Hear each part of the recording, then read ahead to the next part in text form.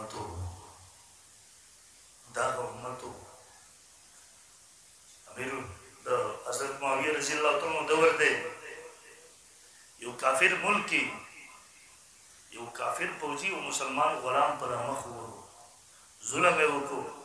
اگر غلام دزان سروئی او معاویہ یاد ساتا دا قیمت رز بوی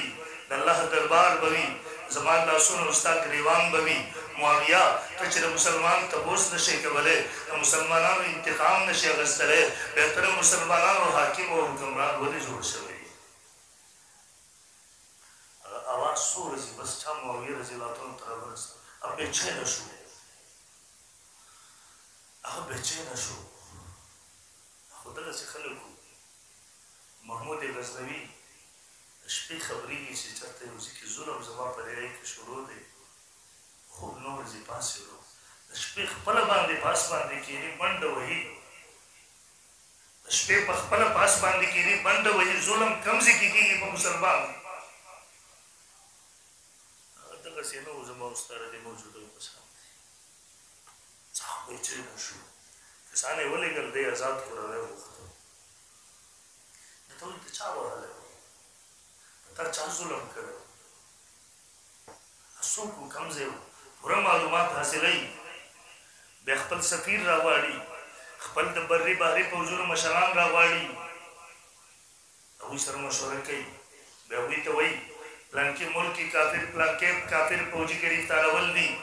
انتقام دپار شام تا حاضر اول دی چاہے تاغیر پہر سا قیمت سروی چاہے تا معاویت الحکومت باغیر پسی ختمیں گی محترم مقدر تفصیلی واقعی تفصیل تنظم کشتے تیار شوئی تعلقات قائم شو رابطہ جوڑا شولا بالآخر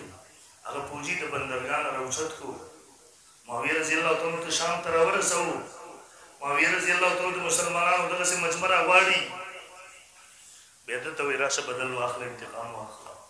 لخبل انتقام و بدل اخلی بے معاویہ رضی اللہ تعالیٰ خلق توئی او خلق تاسو کواشی معاویہ خپل گریوان دنیا کے آزاد کو معاویہ ردی طاقت اور توان ملوی چی سبات اللہ دربار کی چاہت جواب ورکی بے اگر پوجی واپس لے گی کسان ورسر رکھئی اگر تو لاشا خپل بادشاہ تا ہوا آیا کہ لگا سوچ ورکی تاسو کو مسلمانان ظلم ہوتے مسلمان مراغی بدل انتقام ورخلی دا استاسو ادنا پوجی ہو منکر ابتار کو انتقام دا پارم شام تا حاضر کو کہ استاسو بادشاہ ورگی گی و مسلمان ظلم ہوتے پر رب کعبہ قسم منددین طاقت لرو استاسو بادشاہ گرفتار کو اور انتقام دا پارم شام تا حاضر ہو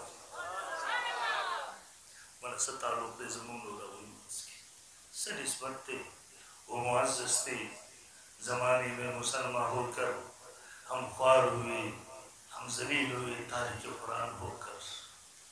محترمو عزت لارو و رسید قرآن تدین